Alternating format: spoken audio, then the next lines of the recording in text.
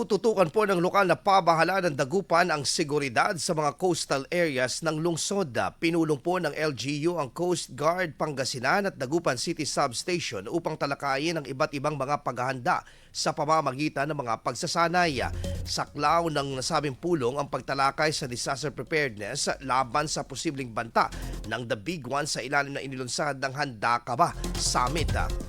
Pinag-uusapan din ang planong paglalagay ng CCTV sa Tondaligan Beach para sa karagdagang proteksyon ng mga beachgoers, maging ang mga agarang pagpapatupad ng no swimming policy sa tuwing masama ang panahon.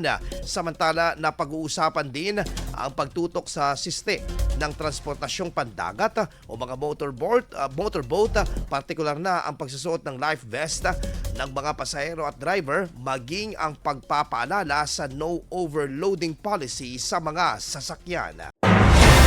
IFM News. IFM News. IFM News.